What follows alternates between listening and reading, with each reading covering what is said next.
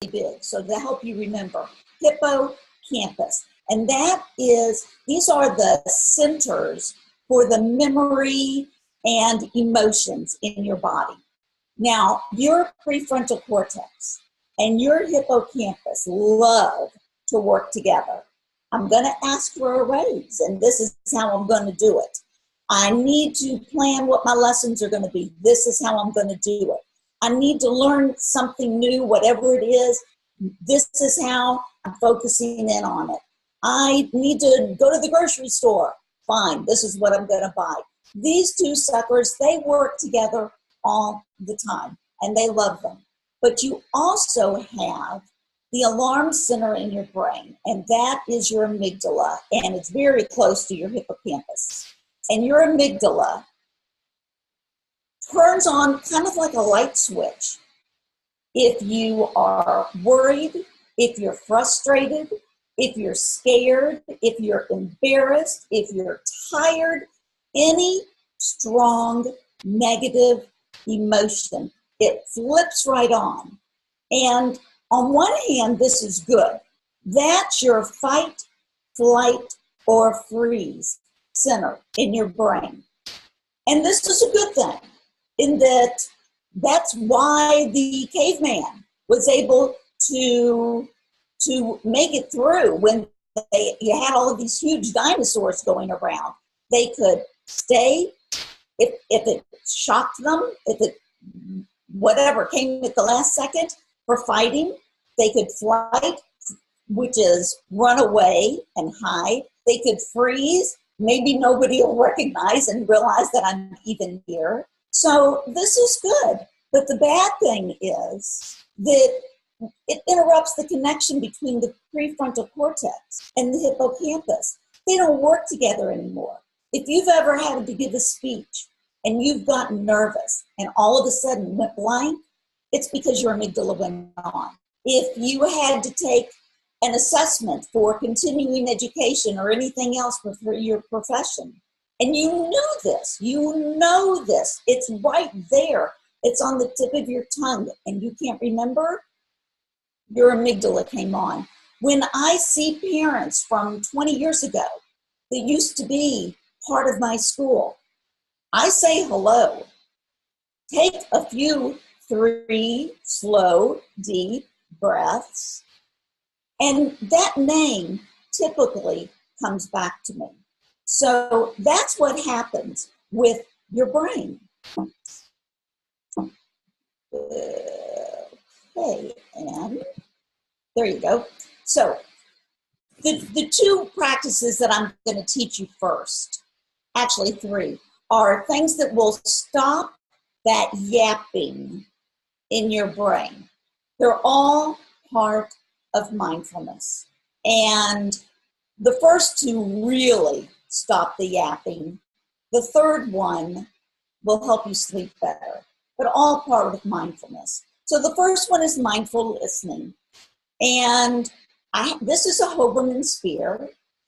I tell kids I got it off of Amazon. It cost about $3, maybe 5, I don't remember. But it was not a big deal. They come in all different sizes, but this will show you how slowly you need to take those 3 slow, deep breaths. So inhale, hold it for a second, exhale. Hold it for a second. Inhale, hold it, exhale, hold it. Inhale, hold it, exhale, hold it. You just turned off your amygdala. You just turned off, like a light switch, the reactive centers in your brain. And that's how you want to start anytime you're practicing mindfulness, or if you just need to calm down. Turn off those reactive centers, right? Then with mindful listening, you simply list in your mind the things that you hear. Now, I'm not going to be hearing what you're going to be hearing. We're in different places. But that's okay. If thoughts disturb us, you don't worry about it. Think about a cloud going over your head. It passes, right? Science tells us that each person has 50,000 plus thoughts per day. And just like those thoughts come to you and then go away, it's fine. So when I'm practicing mindfulness and a thought comes in, I don't care if it's I need to go to the grocery store, I need to return a phone call, or my kid or my husband wants whatever it is. I literally say, I see you, I understand what you're telling me, but I'm doing this right now. I'll get back to you in a minute. And I do. That's exactly what I do. So I list my thoughts. First, I do a chime, and that chime is my signal to have 3 slow, deep breaths. Then I will list the computer, air conditioning, somebody's hammering outside. I just swallowed. If I hear conversation, I don't focus on those words. I only focus on man talking, child laughing, somebody's crying, whatever. Something, dog tags. If I need to repeat something that I hear, it's not a problem. Okay? So we're going to try this for about 3 minutes. Okay? Listen to my chime. I like to close my eyes. You can do whatever you want because you don't have to do anything.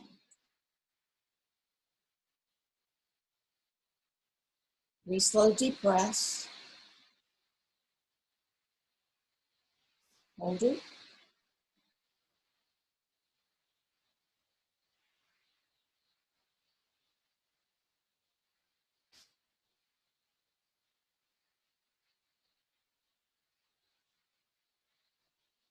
And after that, breathe any way you want to. And just list in your mind anything you hear.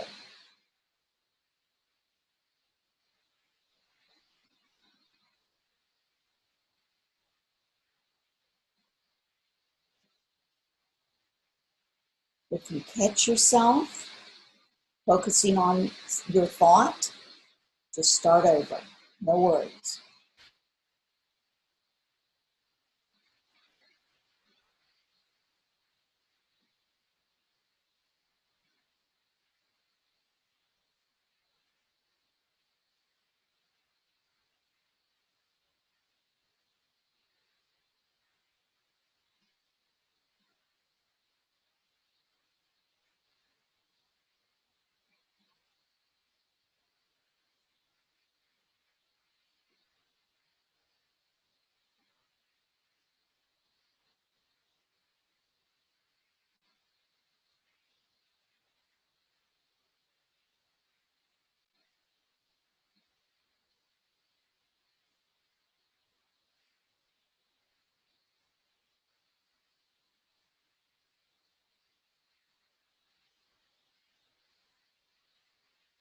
When you hear the chime again, don't open your eyes or look up until after the sound has gone away.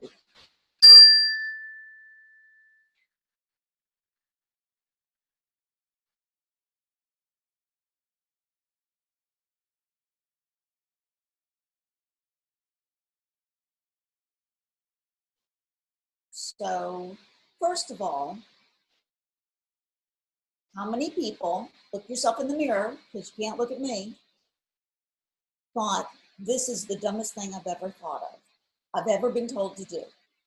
And it might be, but that's why I say it's the hardest of the simple things to do, because you just turned out everything else, tuned out everything else, turned off everything else. I do this at Starbucks, okay? And I don't like people to look at me when my eyes are closed. So I put my phone in front of me, or a book, or a paper, and I go like this, and it looks like I'm really concentrating and studying, but I'm not. My eyes are closed, and I'm practicing mindfulness. And that way, I can do what I need to do for me. I don't have to worry about anybody else looking at me. I don't have to worry about anybody thinking I'm crazy. And if somebody needs to get past me or recognizes me, wants to ask me a question, I can look up and open up my eyes right away. So it's a win-win for everybody. And if you had your thoughts interrupted, don't worry about that. You're actually breaking a habit that your mind has for all of the input we get from everywhere, all over every minute of every day, all day long. You're breaking the habit of your mind, paying attention to those things and focusing just on the listening. When I started doing this, I could not get past 3 things I was listening to without a thought interrupting me. And now I can go a really long time. Okay? If you're so worried that you are not going to be able to remember what it is, for heaven's sakes, don't start focusing on that. Have a piece of paper beside you, write it down, and then go right back to listening. But this stopped the yapping in my brain. And if you're doing this with another group of people, and the first thing you can use as a lesson of diversity is beautiful, is this, because not everybody hears the bell tone as long as everybody else does. Some people are closer, some people are farther. Some people are better hearing, some people don't have good hearing. It's fine. We all have diversity. And that's a beautiful, beautiful thing. Now, the next thing is mindful breathing.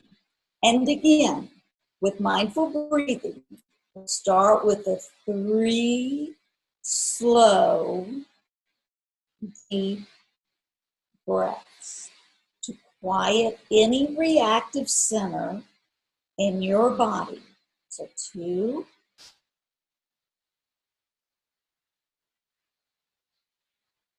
and 3.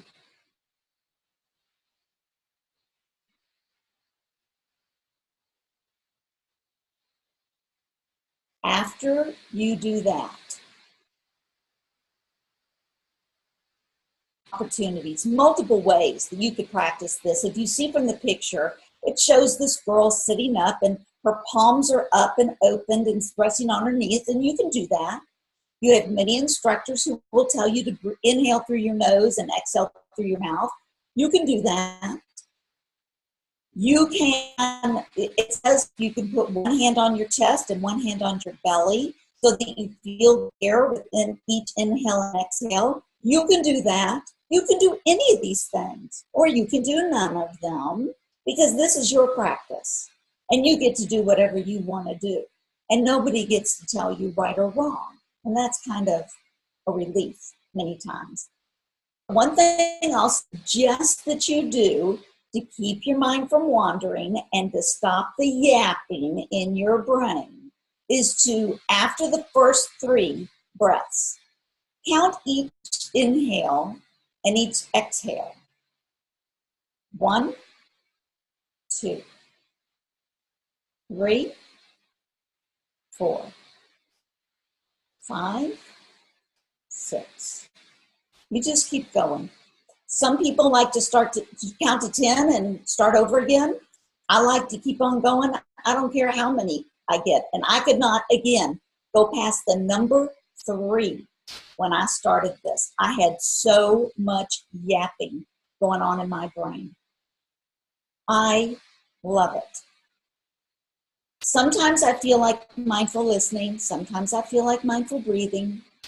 And if you're thinking this is the dumbest thing I've ever heard, that's because you still haven't gotten to that part where you're realizing this is a habit of self-care. You're not taking care of anybody but yourself. So I'm going to ring the chime, close my eyes.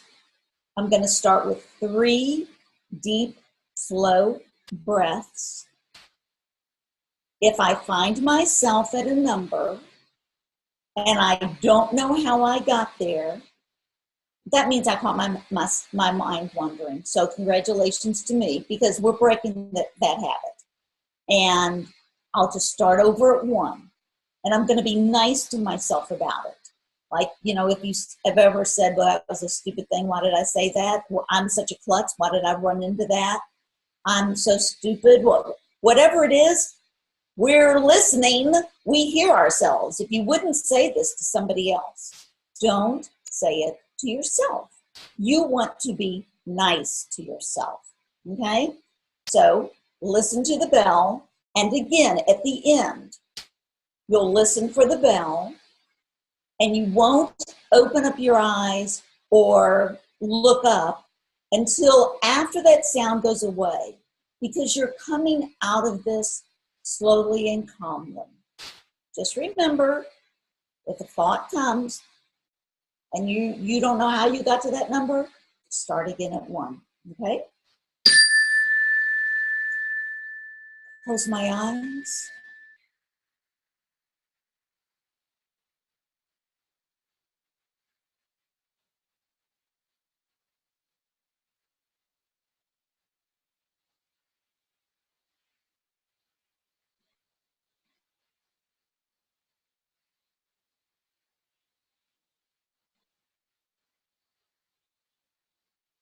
After those 3 slow, deep breaths, breathe normally, however you like to.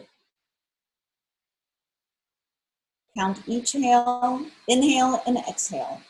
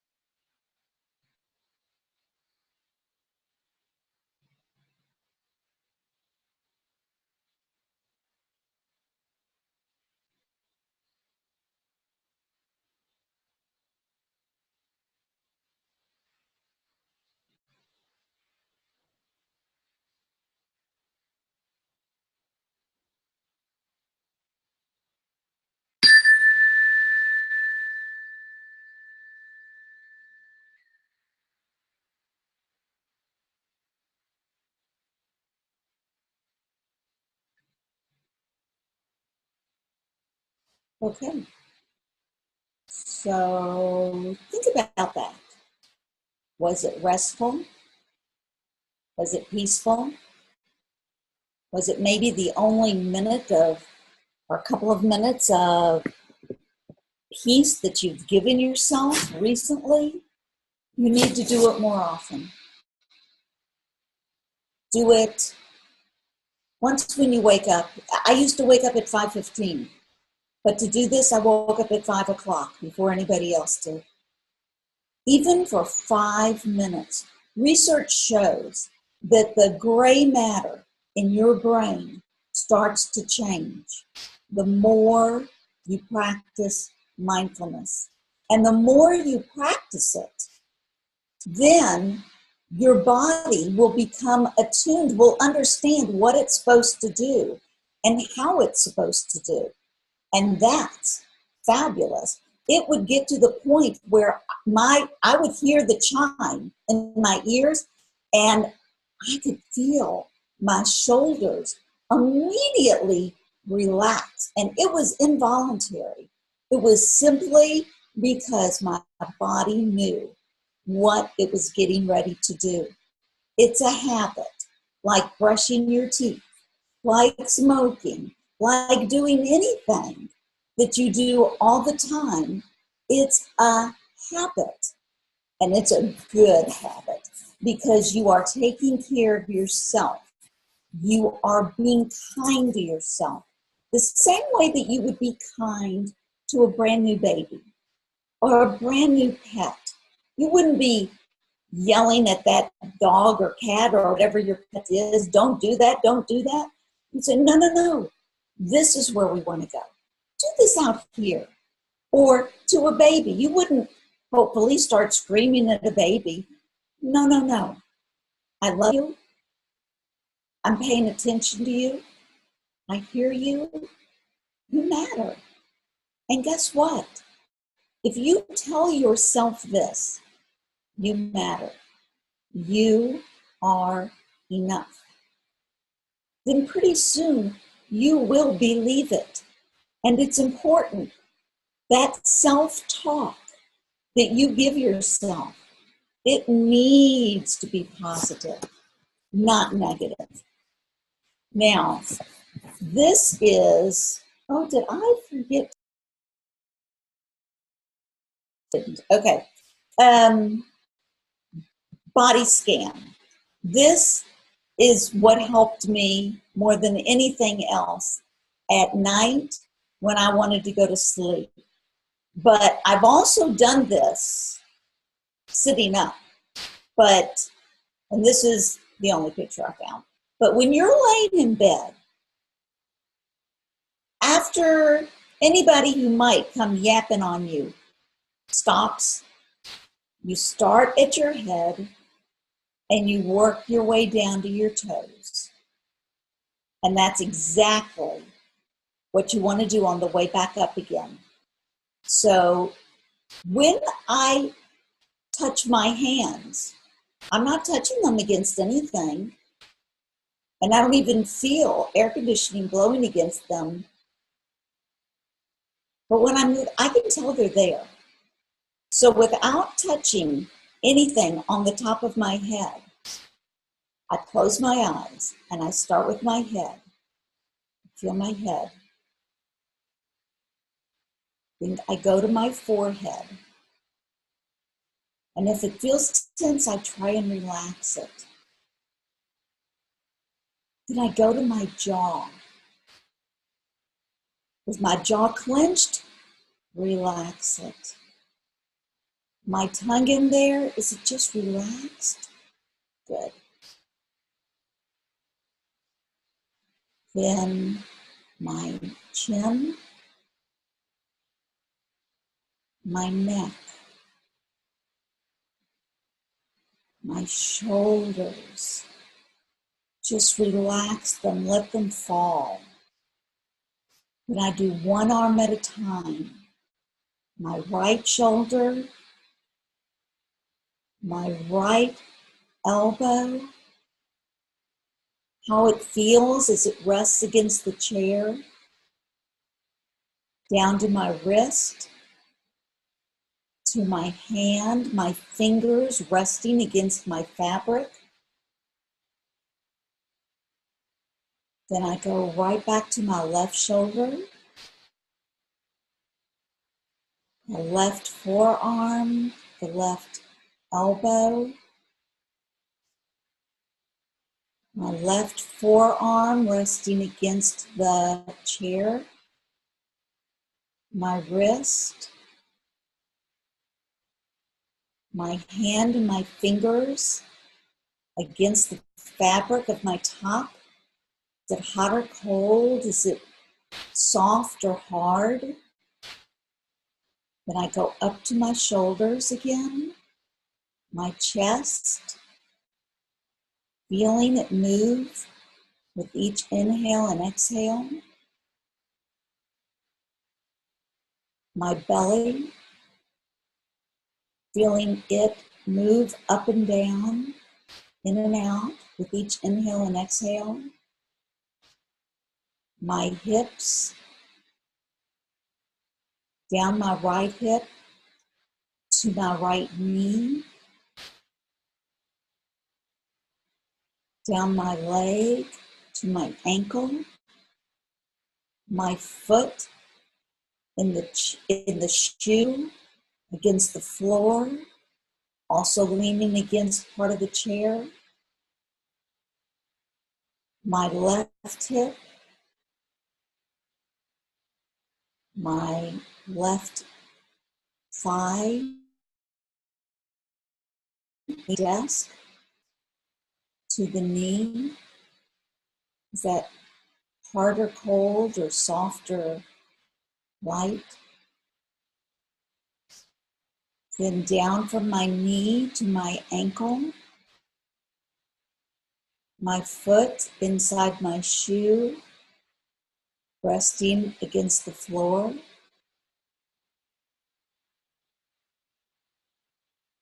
Then right back up the back side of my right leg,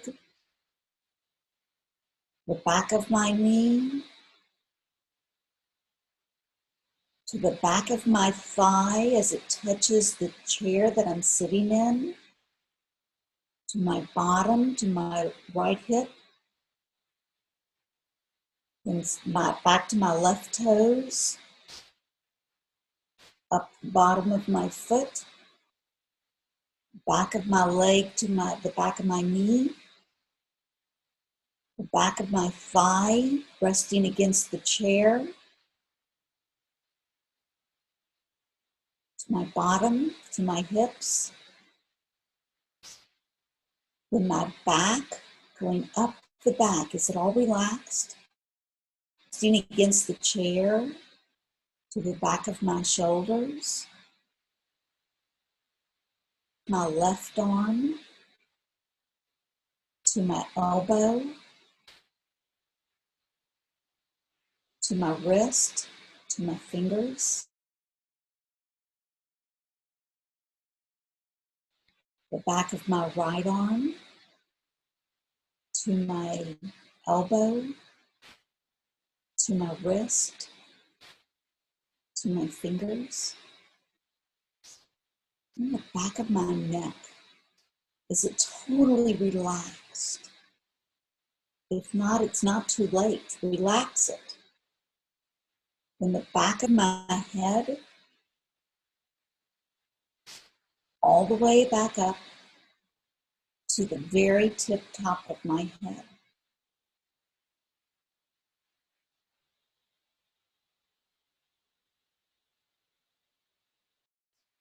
I did that at night, and I fell asleep before I ever finished. Only if I was in a class with somebody else leading could I possibly stay awake, and definitely stayed awake if I was leading the class. So, perfect. Then, I didn't tell you, but the app that I use on my phone is called Insight INSIGHT Timer, TIMER. It's free. You can pay, but I see no need to. Sometimes I will time myself for how long I plan on practicing mindfulness. Sometimes I will listen to a guided meditation. I find that if I find one I don't like, I don't listen to it again. If I find one I do like, I listen to it a lot. The one that's my favorite is like 60-something minutes. I've never heard the end of it. It's great. Anyway, so Insight Timer, I apologize for not thinking to put that on. But these are other ways that you can practice mindfulness. Now, I have to tell you, with mindful communication, that's active listening. That would benefit you in the workplace, whether it's with your boss, a parent, a child. It would benefit you at home. It would benefit you with your friends, your own personal children, with strangers. It doesn't matter. It's active listening. It's maintaining eye contact. It's nodding your head without saying a word. It's not typing something on your computer or your phone. It's not looking over somebody's shoulder. It's really tuning in to what that one person has to say. Not only will that help you build relationships and understand what somebody else is communicating to you, but it will also just enhance every relationship you have. Attitudes of gratitude, the second one and the second from the bottom, attitudes of gratitude and appreciation of what happened or was there or what was avoided. Just appreciating. I have gratitude if I find a parking place in the first row at the mall. I'm so relieved that I don't have to do this. What if I missed this? What if there was an accident? What if there wasn't an accident? All of these people are going to be interested in what I have to say, what I'm doing. So great. Mindful movement. It doesn't matter where you're going, how you're going there. I feel the vibrations in the car. And that's the one time I obviously, if I'm the one driving, do leave my eyes open. But the wheel vibrating underneath my hands, the floor of the car vibrating. If I'm walking, if I'm running, if I'm doing CrossFit, it doesn't matter. I pay attention to how every part, and even if I don't all the time, I will take 1 minute and think, oh, what do I feel right now? Where do I feel a sensation?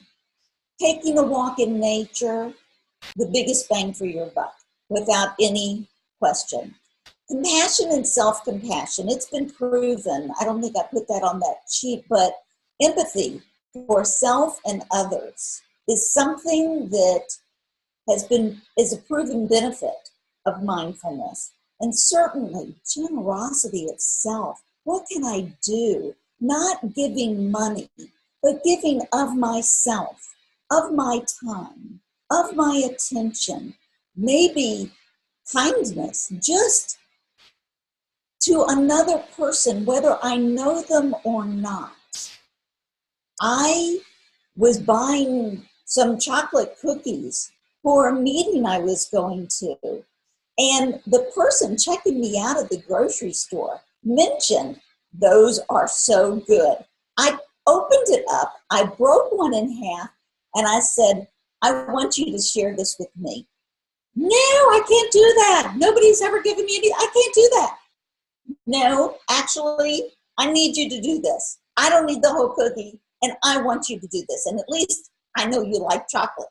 So she did, and it changed from, but nobody's ever given me anything while they're checking out, to nobody's ever given me anything. while I'm checking them out. What a difference you heard in her voice, just because, my goodness, somebody cared, somebody noticed, somebody paid attention to what they were doing. Mindful seeing, oh my gosh, just paying attention to the things that you see around you. Paying attention, not necessarily what somebody's wearing or what you're wearing, but it could be a bug, it could be cookie. Mindful eating. I don't think I mentioned this, and I certainly didn't write it down, but mindful eating, using all 5 of your senses. What does it smell like? What is it? Does it sound like anything? If I squish on it, push against it, what does it feel like? What does it look like? What's happening in my mouth just by doing all of those things? All of a sudden, I'm starting to swallow more because all of the sounds of food or the senses associated with that food are impacting me. And if I'm put something in my mouth, I don't care if it's a piece of licorice or a piece of broccoli, first put it on your tongue. Notice how it feels. Then take one bite. Notice, how does that feel in your body? How does that feel in your mouth? Does your mouth water more? Is it everything you can do to keep from gagging? Do you not like it at all? It's okay. And then what about swallowing? How does that feel? How far can you feel it go down? It's amazing. You can practice mindfulness any way you want to. Eyes opened, eyes closed. Sitting up, sitting down. Sometimes when I'm sitting here, I will notice an inhale and I will trail it, imagining it going all the way through my body to my toes, and then imagining coming all the way up as I exhale. And I do it all the time. And I don't have to tell everybody because I don't mind telling you. Some people think this is nuts. But you know what? I'm certified as a mindful schools teacher. And because I started the program and read so much about it, I decided that I wanted to become certified in this program. I still didn't believe it. I still wasn't practicing consistently. And consistency is the key.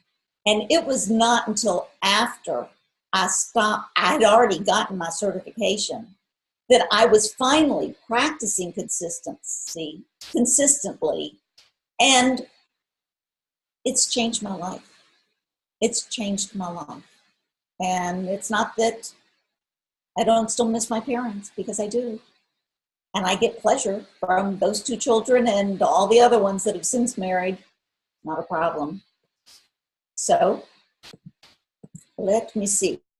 Okay, these practices, if I don't get through them, because I'm pretty sure we're getting toward the end. These, if you look in the resources that I have, these are all from the Greater Good Science Center. It's online, Greater Good Science Center. These on this slide and on the next slide, 4 practices that are scientifically proven, and you could to show benefit. And there's actually a class that they have that's online and free and self-paced. It's called The Science of Happiness. And it goes into these 3 good things. If you do this for 3 weeks, literally, instead of just 1 day a week for 1 week, but if you do it in 3 weeks, pretty soon your brain is going to start scanning, looking for the good things. And if you write it, that's much more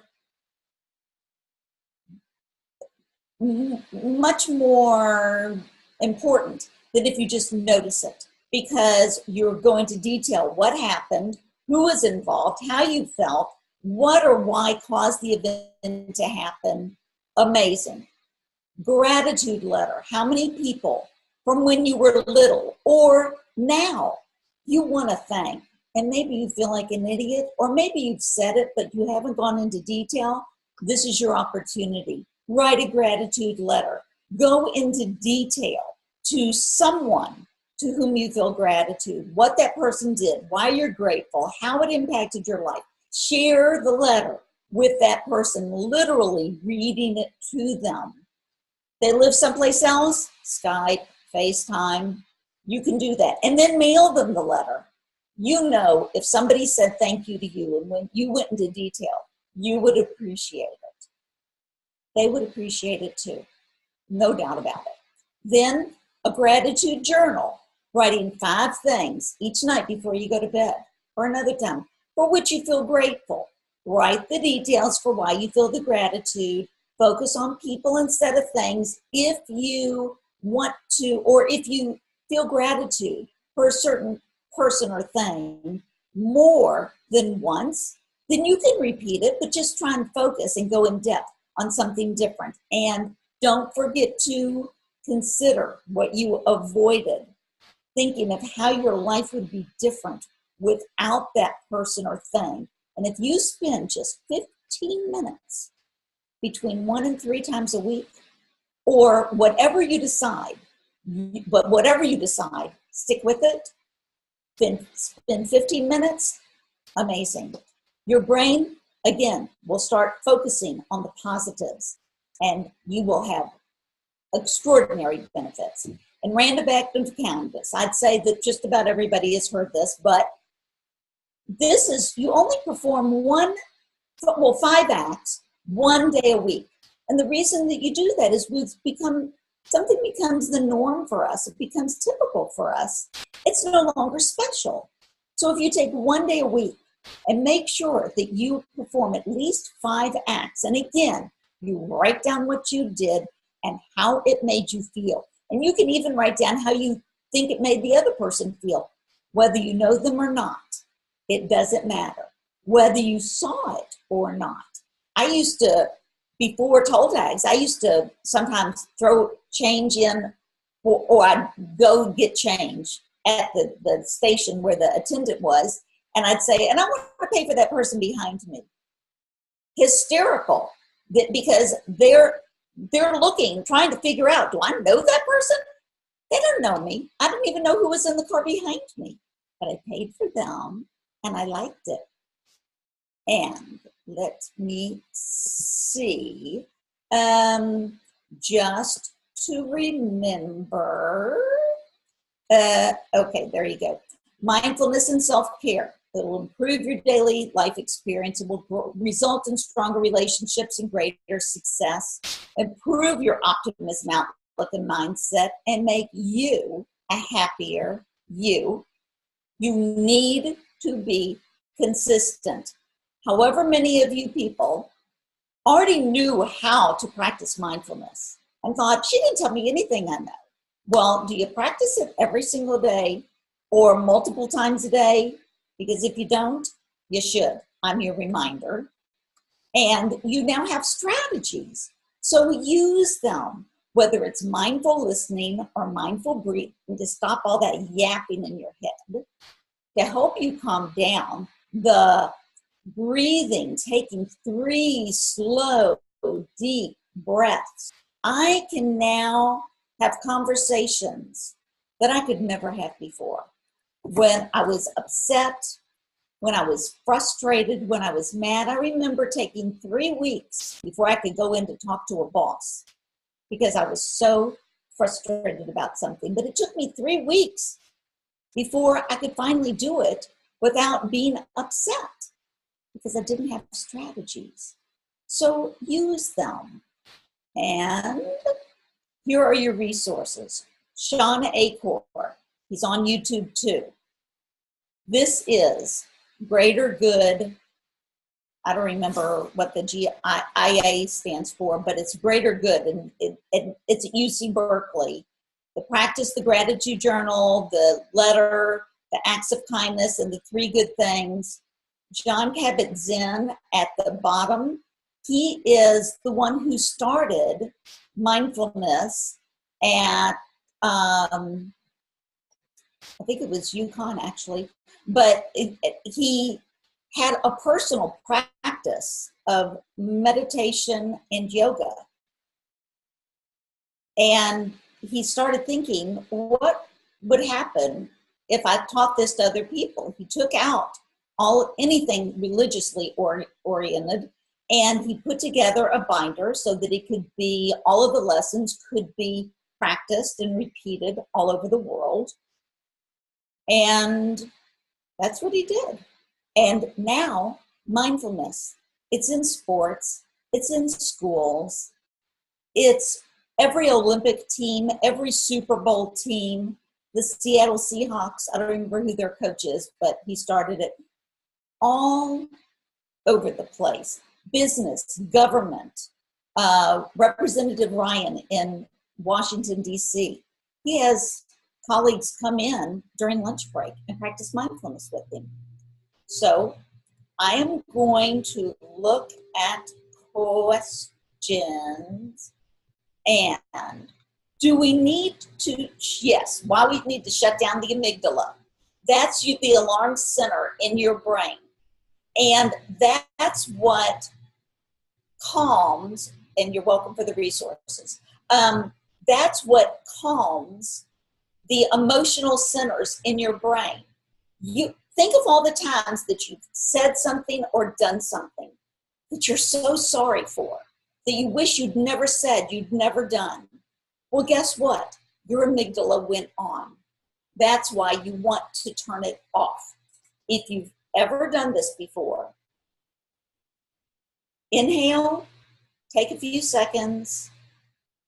Exhale, take a few seconds. 3 times will close off your amygdala.